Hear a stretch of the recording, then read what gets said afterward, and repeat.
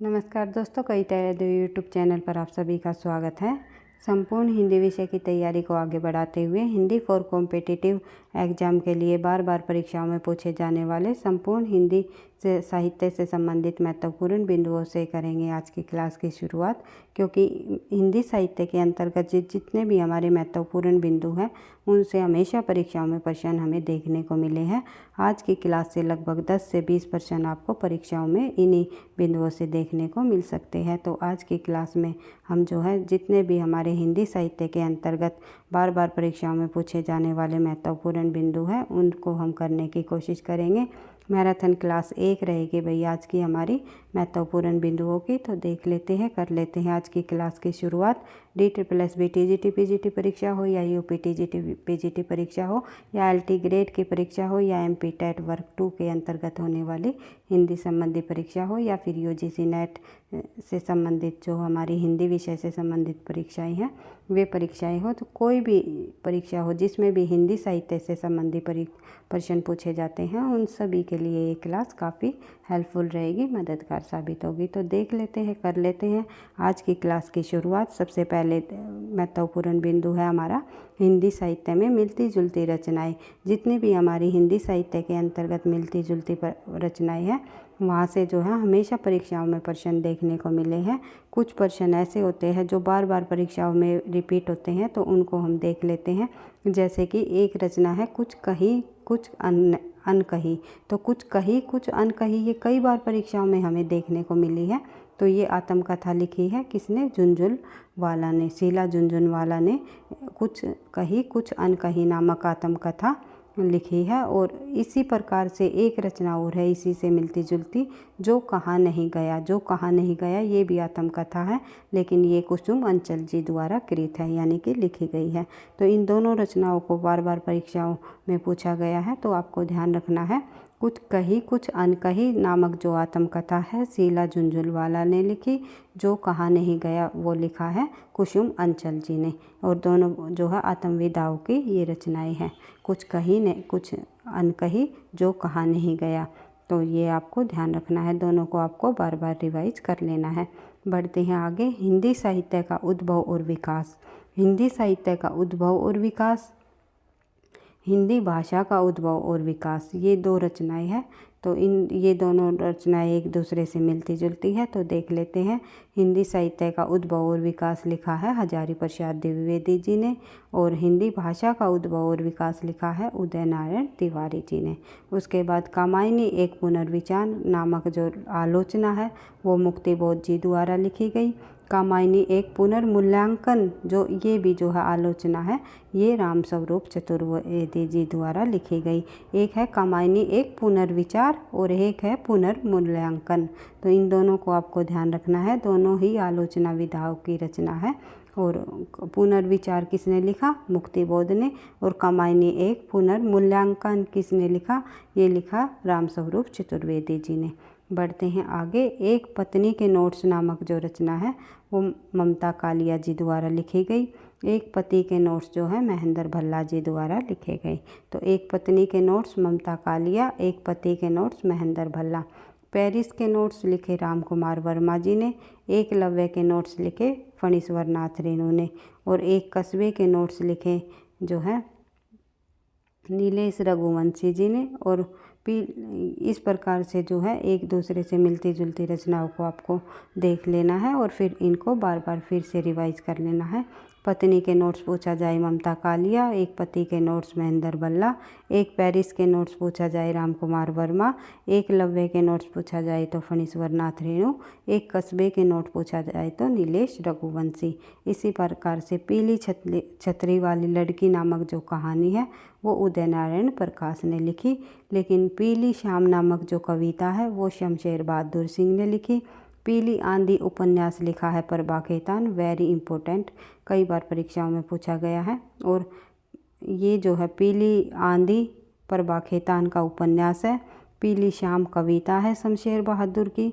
पीली छतरी वाली लड़की जो नामक रचना है वो है एक कहानी उदय प्रकाश की। ये भी एक दूसरे से मिलती जुलती रचनाएं हैं, इनको भी आपको ध्यान रखना है। उसके बाद देख लेते हैं आगे। काव्यलोक लिखा है रामदास मिश्र जी ने काव्य विवेक नामक रचना लिखी है। चिंतामणि जी ने, काव्य प्रकाश भी चिंतामणि ने लिखा है। काव्य स्रोत श्रीपति ने, काव्य निर्णय भिखारी दास ने, कई बार पूछा जाता है परीक्षाओं में। काव्य कलाधर जो है रघुनाथ जी ने, काव्य विलास प्रताप शाही ने, काव्य विनोद भी प्रताप शाही ने, काव्य रासायन जो है देव कवि का है और शब्द रासायन भी देव कवि द्वारा लिखी गई रचना है। तो इन रचनाओं को भी आपको ध्यान रखना है। काव्य सिद्धांत सूरती मिश्र जी की है।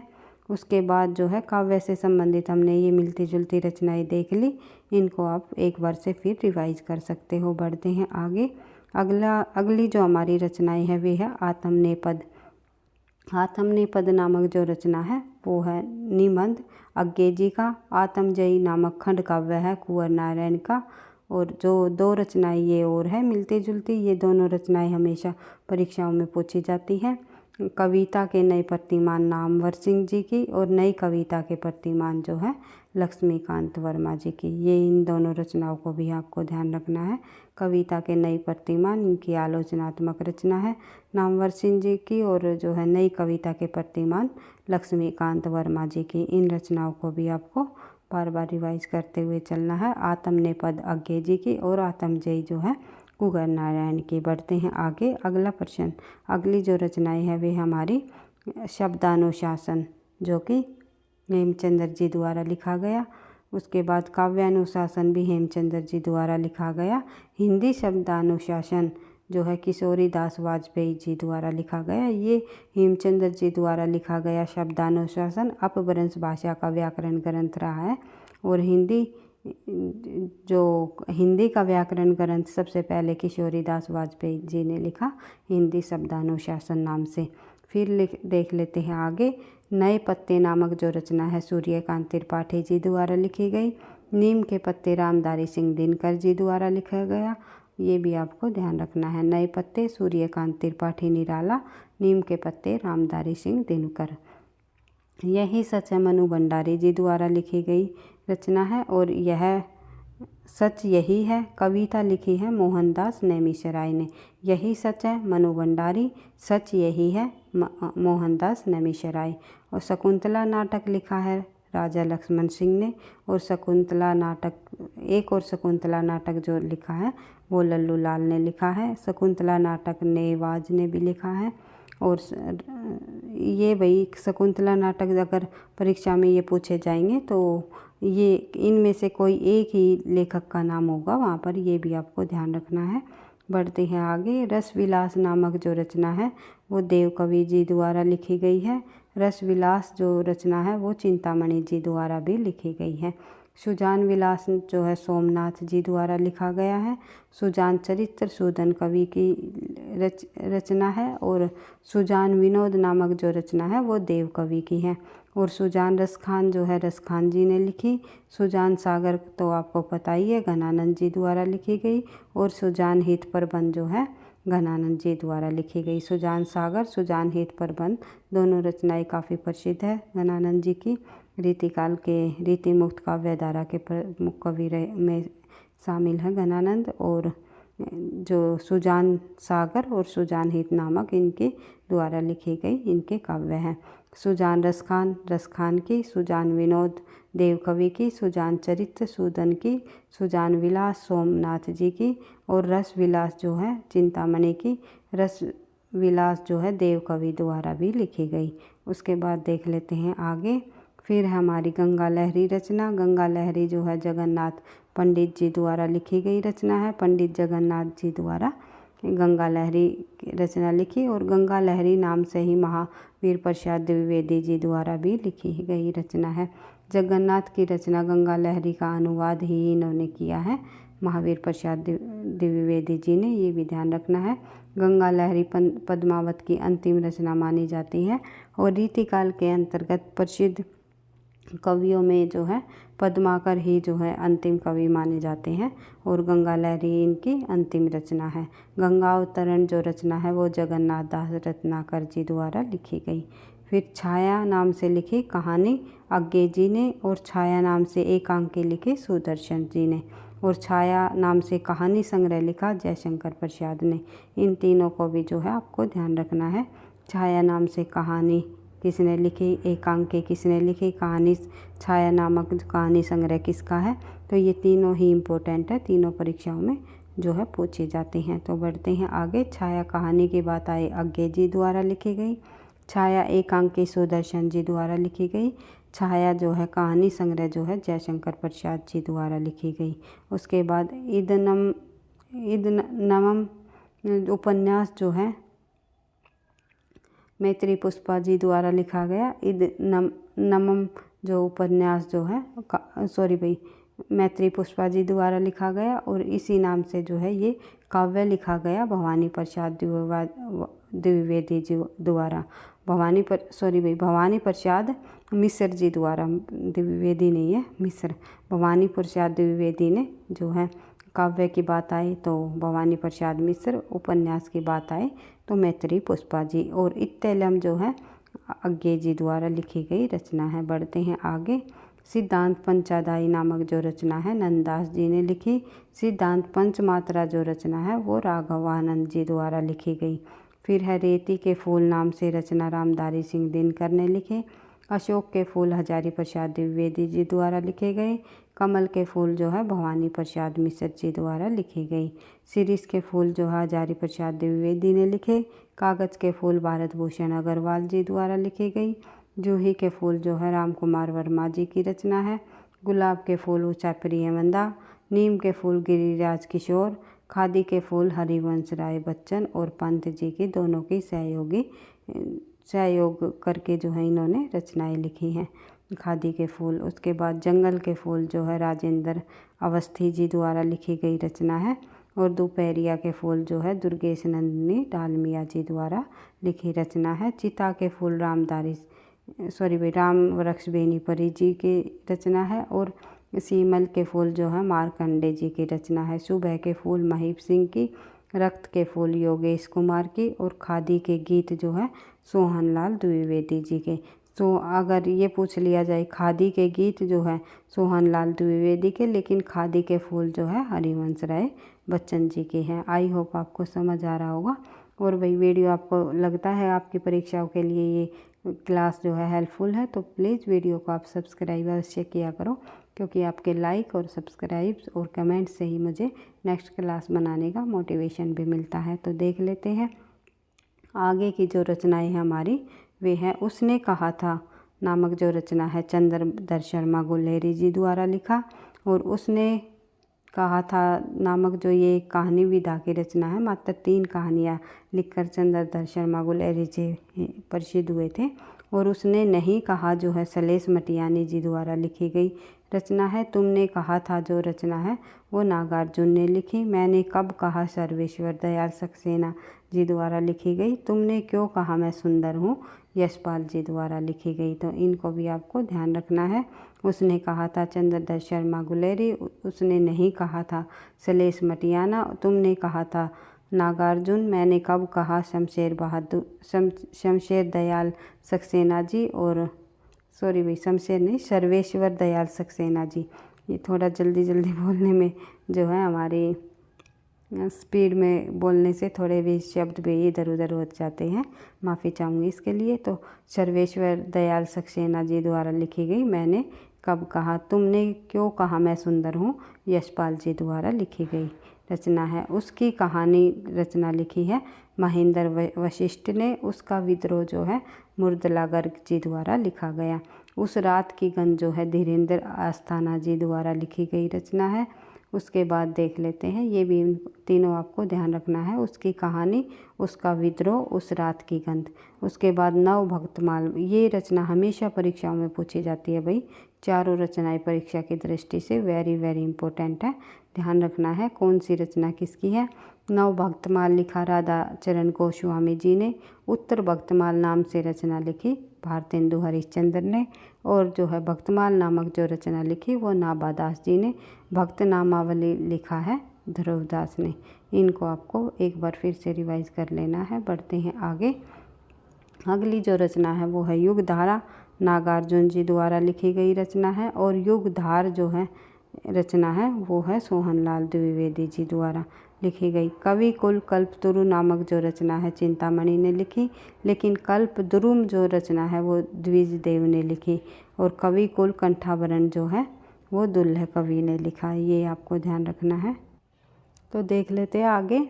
अगली जो रचनाएं है वे है कवि कुल कल्पतरु नामक जो रचना है चिंतामणि जी द्वारा लिखी गई, लेकिन कवि कल्पद्रुम जो है द्विजदेव जी द्वारा लिखी गई, और कवि कुल कंठाभरण जो है दुल्लह कवि जी द्वारा लिखी गई। कुछ रचनाएं ऐसी होती है जिनको आप ट्रिक के माध्यम से भी याद रख सकते हो भाई। वैसे मैं ट्रिक पर जो है अधिक विश्वास नहीं करती, क्योंकि मैं तथ्यों पर की बार बार रिवीजन करने पर अधिक बल देती हूँ। जब आप तथ्यों की बार बार रिवीजन कर लेते हो, अनेकों बार जो है प्रश्नों को, जो महत्वपूर्ण बिंदुओं को रिवीजन करते हो, तो वहीं से आपको जो वे तथ्य याद रह पाते हैं। तो अगर आप ट्रिक से याद करोगे तो परीक्षाओं में आप ट्रिक को ही याद करते रह जाओगे, तो मेरा ऐसा मानना है। तो लेकिन कुछ चीज़ें ऐसी होती है जो हम ट्रिक के देखते ही हमें ट्रिक समझ आ जाती है, या देखते ही हम जो है शब्दों के कीवर्ड को समझ लेते हैं, तो उनको आप याद रख सकते हो। तो ऐसा नहीं है मैं बिल्कुल ही ट्रिक पर जो है बिल्कुल ही ऐसा करती हूँ कि मैं बिल्कुल ट्रिक को यूज ही नहीं करती, ऐसा नहीं है। कुछ हम ट्रिक्स के माध्यम से भी चीज़ों को करेंगे, और कुछ जो है तथ्यों की बार बार रिवीजन से ही आप जो है याद रख पाओगे। तो यहाँ पर मैं आप लोगों को बता देना चाहती हूँ, जैसे कवि कुल तरु की बात करें तो चिंतामणि जी की रचना है। अगर तरु की बात आ जाए तो चिंता तय इसमें भी आया हुआ है चिंतामणि में। इसी प्रकार द्रुम, कवि कल्प द्रुम की बात करें तो द जो है द्विजदेव में भी आया हुआ है। इस तरह जब हम कीवर्ड को देखते हैं, बार बार रचनाओं को देखते हैं, तो वहीं से हमें समझ आ जाता है ये रचना किस रचनाकार की है। तो इसलिए आपको हर एक तरीके से जो है जिस प्रकार से आप जो है सही समझो, उसी तरह आप लोगों को अपनी तैयारी को आगे तक लेकर जाना है, क्योंकि बार बार तथ्यों के रिवीजन से आपको काफ़ी हेल्प मिलेगी। बढ़ते हैं आगे। एक हमारी कवि कल्पद्रु, भाई ये थोड़ा टाइपिंग मिस्टेक है। एक है कल्पद्रुत जो है श्रीपति जी द्वारा लिखी गई रचना है, और एक है कल्प निरुक्त जो है विनय चंद सूरी जी द्वारा लिखी रचनाएं हैं। ये हालांकि इतनी इम्पोर्टेंट नहीं है, बल्कि ये तीनों रचनाएं काफ़ी इम्पोर्टेंट रही है, परीक्षाओं में पूछी जाती हैं। तो बढ़ते हैं आगे। अगली जो रचनाएं है वे हमारी धूप के दान नामक जो काव्य है वो गिरजा कुमार माथुर जी ने लिखा, लेकिन धूप की उंगलियों के निशान जो है कथा संग्रह है महीप सिंह जी ने लिखा। धूप कोठरी के आईने में खड़ी काव्य है शमशेर बहादुर सिंह जी का, और सीढ़ियों पर धूप नामक जो काव्य है वो रघुवीर साई जी का। इम्पोर्टेंट है, काफ़ी बार परीक्षाओं में पूछा जाता है। और धूप में जगरूप सुंदर जो है ये काव्य है त्रिलोचन जी का। साय में धूप जो है गज़ल है, ये दुष्यंत कुमार जी की। कई बार ये भी परीक्षाओं में पूछी गई है। एक है धूप के हस्ताक्षर नामक गज़ल लिखी है ज्ञान प्रकाश विवेक ने। पक गई धूप नामक जो काव्य लिखा है रामदास मिश्र ने। उभरती हुई धूप नामक उपन्यास लिखा है गोविंद मिश्र ने।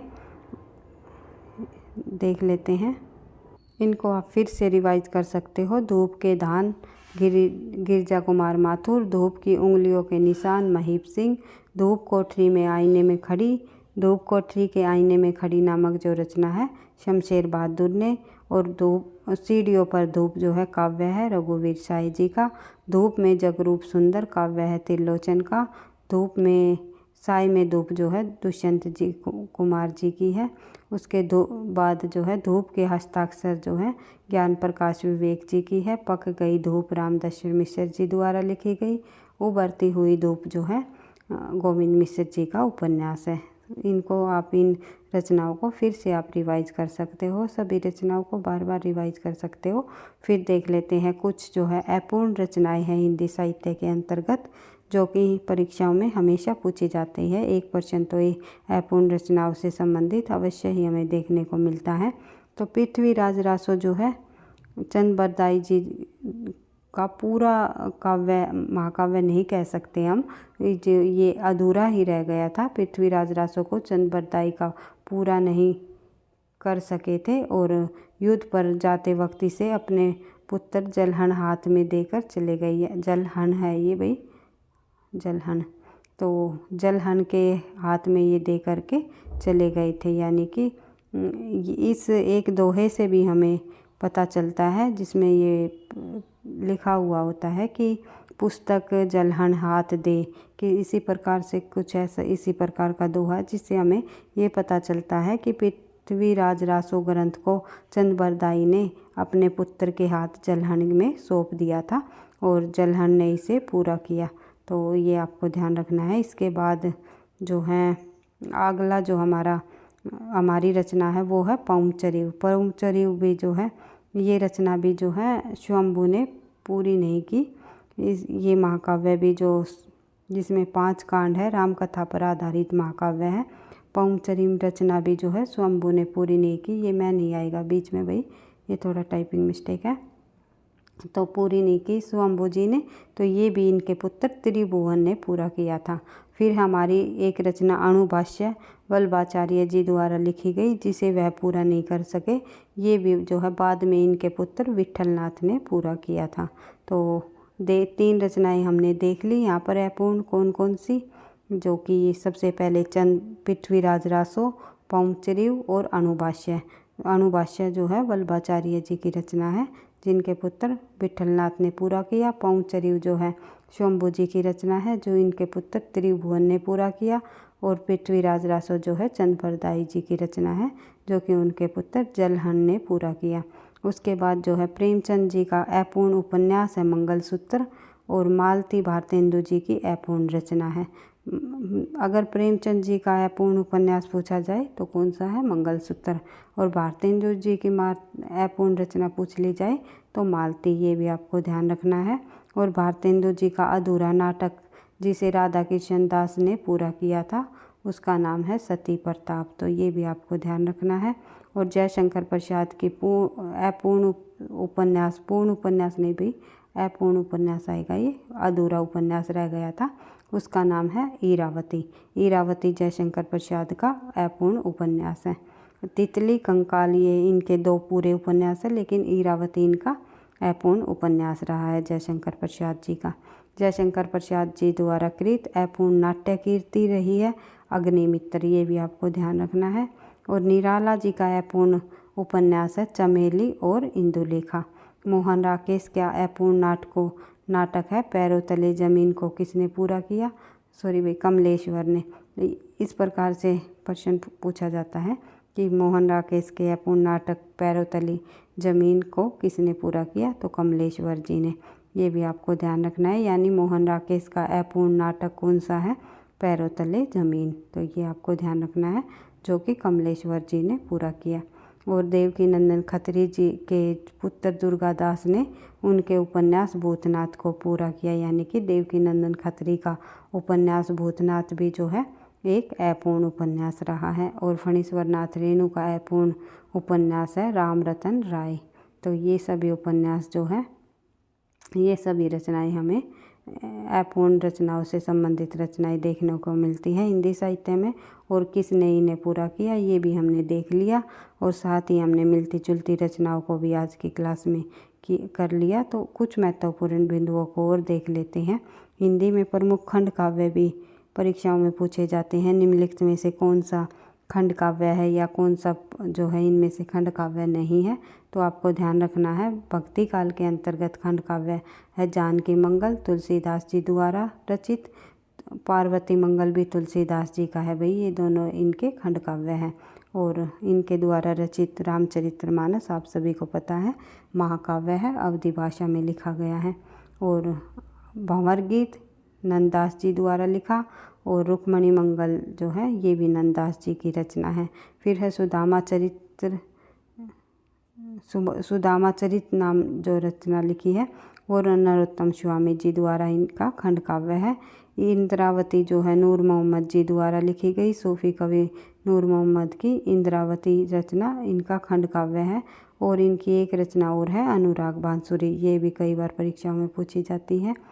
मधुमालती नामक जो रचना है मंजन कवि की है, जो कि खंड काव्य है। और चित्रावली जो है उस्मान जी द्वारा लिखी गई। और मृगावती जो है कुतुबुन जी की है। तो ये भक्ति काल की कुछ जो है मुख्य मुख्य खंड काव्य है ये हमने यहाँ पर देख लिए। फिर रीतिकाल से संबंधित कुछ मुख्य मुख्य खंड काव्यों की भी चर्चा हम कर लेते हैं। हिम्मत बहादुर वीरतावली के रचनाकार जो है पद्माकर जी रहे हैं। और आधुनिक काल के अंतर्गत जो खंड काव्य है वो है जयद्रथ वध, जो कि काफ़ी बार परीक्षाओं में पूछा जाता है। मैथिली शरण गुप्त जी की है। मैथिली शरण गुप्त जी की लगभग जो है सभी रचनाएं जो है परीक्षाओं में पूछी जाती है, तो सभी की सभी रचनाएं इम्पोर्टेंट है। मैथिली शरण गुप्त जी द्वारा रचित तो पंचवटी मैथिली शरण गुप्त की का भी एक खंड काव्य है। और कुणाल गीत, वन वैभव, सिद्धराज, रंगभूमि, नहुष, जो ये सभी इनके मैथिली शरण गुप्त जी के ये खंड काव्य है। ये इनका खंड काव्य है। लेकिन नहुष नाम से एक नाटक की भी रचना की गई, जिसके रचनाकार है गिरिधर दास जी, भारतेंदु जी के पिता। ये भी आपको ध्यान रखना है, जो कि भारतेंदु जी ने अपने पिता के नाटक को हिंदी का पहला नाटक भी माना है। तो बढ़ते हैं आगे। अगला है पवनदूत, रामचरित उपाध्याय जी द्वारा लिखा गया। सती सावित्री जो है गिरिधर शर्मा जी द्वारा लिखा गया। उसके बाद जो है गिरिधर शर्मा द्वारा, जिसे नवरत्न के नाम से भी जानते हैं। फिर है उद्धव शतक, जो कि कई बार परीक्षाओं में पूछा जाता है।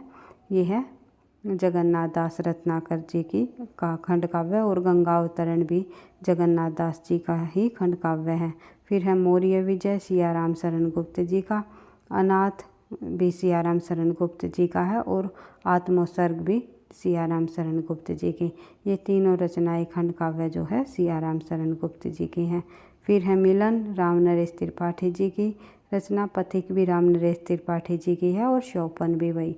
ये तीनों रचनाएं राम नरेश त्रिपाठी जी की खंड काव्य संबंधी रचनाएं है। फिर है कुरुक्षेत्र, रामधारी सिंह दिनकर का खंड काव्य। फिर है जय हनुमान, जो है श्याम नारायण पांडे जी द्वारा रचित इनका खंड काव्य। फिर है कुणाल, सोहनलाल द्विवेदी जी का खंड काव्य। ग्रंथी सुमित्रा नंदन पंत जी का खंड काव्य है। प्रेम पथिक जो है जयशंकर प्रसाद जी का खंड काव्य है।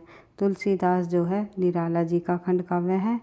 कि तुलसीदास रचना कई बार परीक्षाओं में हमें देखने को मिलती है कि ये तुलसीदास नामक जो खंड काव्य है किसके द्वारा लिखा गया।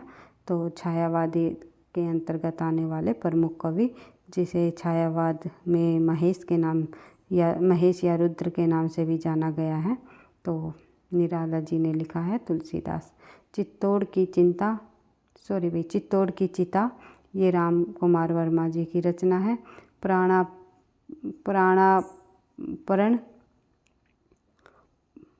प्राणार्पण तो ये जो रचना है ये बालकृष्ण शर्मा जी द्वारा लिखी गई इनका खंड काव्य है। आत्मजयी जो है कुंवर नारायण जी का खंड काव्य है। एक कंठ विष पाई जो है दुष्यंत जी के खंड काव्य है। और जो है कालजयी नामक जो रचना लिखी है भवानी प्रसाद मिश्र जी द्वारा। द्रौपदी जो है नरेंद्र शर्मा जी की है। और कुनुप्रिया जो है धर्मवीर भारती जी द्वारा लिखे गए खंड काव्य हैं। भस्मांकुर जो है नागार्जुन जी द्वारा लिखे गए इनके खंड काव्य हैं। और संशय की एक रात जो है नरेश मेहता जी की। इस प्रकार से हमने हिंदी से संबंधित प्रमुख खंड काव्यों को भी यहाँ पर देख लिया है। कुछ और तथ्य हम यहाँ देख लेते हैं, हिंदी के कुछ महत्वपूर्ण और बिंदु देख लेते हैं, ताकि परीक्षाओं में इन बिंदुओं से संबंधित अगर कोई प्रश्न भी पूछा जाए तो आसानी से आप जो है इनका सही आंसर लगा सको। तो देख लेते हैं भाई, कर लेते हैं शुरुआत। देख लेते हैं कितने तथ्य है भाई, ये मैं चेक कर रही थी। तो अगर वीडियो ज़्यादा लंबी होगी तो कुछ बिंदु जो हमारे रहेंगे और अन्य बिंदुओं को भी जोड़ते हुए मैं नेक्स्ट क्लास में कराने की पूरी कोशिश करूँगी। तो आप कुछ महत्वपूर्ण तथ्यों को और देख लेते हैं और आज की क्लास को यहीं पर हम जो है कर लेते हैं ख़त्म। कल करेंगे फिर भाई नए महत्वपूर्ण बिंदुओं से क्लास की शुरुआत। और भाई वीडियो आपको लगता है आपकी परीक्षाओं में ये प्रश्न पूछे जाते हैं और आपको लगता है आपके लिए ये वीडियो जो है हेल्पफुल है, तो प्लीज़ वीडियो को लाइक और कमेंट अवश्य किया करो। बार बार मैं आपको कहती हूँ, क्योंकि आप लाइक और कमेंट में करने में बहुत ही कंजूसी दिखा रहे हो, जिससे कि मुझे जो है थोड़ा सा डिमोटिवेट होता है कि पता नहीं बच्चों को ये मेरे द्वारा बनाई हुई क्लासेस पसंद आ रही है या नहीं आ रही, क्वेश्चन अच्छे लग रहे हैं या नहीं लग रहे। क्योंकि विद सॉल्यूशन के साथ जो मैं प्रश्नों की श्रेणी को आप लोगों के सामने लेकर के आ रही हूँ। पिछली परीक्षाओं में पूछे गए प्रश्नों को हम करते हुए आगे बढ़ रहे हैं। चाहे DSSP के अंतर्गत हिंदी विषय से संबंधी प्रश्न पूछे गए हो या फिर जो है UPTG TPGT में या किसी भी परीक्षाओं में, जिस भी परीक्षाओं में जो है हिंदी विषय से संबंधित प्रश्न पूछे जाते हैं, किसी भी परीक्षाओं का हम जो है क्वेश्चन पेपर लेकर के उनके प्रश्नों को विद सॉल्यूशन के साथ करने की कोशिश कर रही हैं। तो प्लीज़ आप लोग कमेंट में अवश्य बताया करो कि आपको प्रश्न कैसे लगे, या ये सीरीज़ हमें आगे तक लेकर के जानी चाहिए, या जो है हमें जो है और नए ढंग से, नए तरीके से अपनी क्लास की शुरुआत करनी चाहिए। आप लोग अपना सजेशन दोगे तो ही मुझे कुछ पता चलेगा। तो इसलिए मैं आप लोगों को बार बार कहती हूँ कि प्लीज़ वीडियो को आप लाइक और कमेंट अवश्य किया करो, ताकि मुझे भी पता चले कि मुझे किस प्रकार से क्लास को आगे तक लेकर के जाना है। क्योंकि अभी हाल फिलहाल होने वाली परीक्षाओं में नए तथ्यों को जोड़ते हुए पिछली परीक्षाओं में पूछे गए प्रश्नों के आधार पर जो हम अपनी प्रैक्टिस सेट की जो सीरीज़ चला रहे हैं वो आपको कैसी लगती है, और जो ये हम महत्वपूर्ण बिंदुओं के साथ क्लास को आगे बढ़ा रहे हैं वो कैसी लगती है। तो प्लीज़ आप कमेंट बॉक्स में अवश्य बताना। तो आज मैं देखती हूँ आप लोगों कितने कमेंट बॉक्स में जो है मुझे सुझाव दोगे। तो देख लेते हैं आगे। हिंदी साहित्य के महत्वपूर्ण तथ्य देख लेते हैं। आदिनाथ को परवर्ती संतों ने शिव माना है। तो आदिनाथ के परवर्ती संतों ने शिवनाथ माना है। किसे शिव माना जाता है? नाथों के नाथ कौन है? आदिनाथ। और परवर्ती संतों ने यानी कि बाद के जो संत रहे उन्होंने क्या माना है? शिव माना है। नाथों में रासायनी नाम से जाना जाता है नागार्जुन जी, और नाथ पंथ के जोगियों को कनफटा भी कहा जाता है। ये आप सभी को पता है। हिंदी साहित्य में 6 चक्रों वाला योग मार्ग गोरखनाथ जी ने चलाया। कई बार पूछा जाता है 6 चक्र का वाला योग जो है हिंदी साहित्य में किसने चलाया? तो इसका आंसर होगा हमारा गोरखनाथ। तो बढ़ते हैं आगे। सुमित्रानंद पंत आलोचना के क्षेत्र में जो है आलोचना के क्षेत्र में किसकी पहली पुस्तक है? सुमित्रानंद पंत नामक आलोचनात्मक एक जो है पुस्तक का नाम है भाई सुमित्रानंद पंत, ये पुस्तक का नाम है। तो ये एक आलोचनात्मक पुस्तक है। तो ये पहली पुस्तक आलोचनात्मक क्षेत्र की पहली पुस्तक मानी जाती है। किसके द्वारा लिखी गई? ये है डॉक्टर नगेंद्र जी की।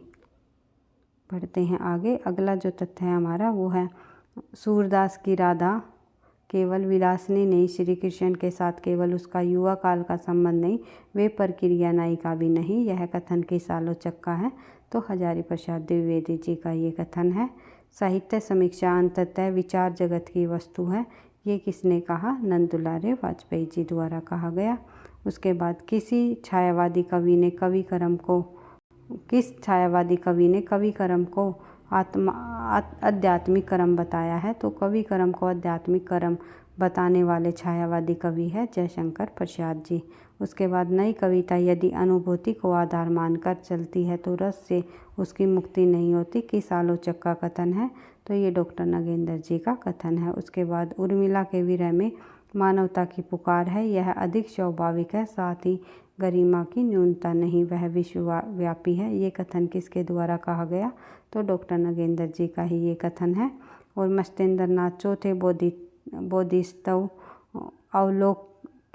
अवलोकितेश्वर के नाम से भी प्रसिद्ध हुई। चौथे बोधिसत्व अवलोकितेश्वर के नाम से जो है कौन प्रसिद्ध हुए? ये पूछा जा सकता है। मस्तेंद्र नाथ जो है गोरखनाथ के गुरु रहे हैं मस्तेंद्र नाथ।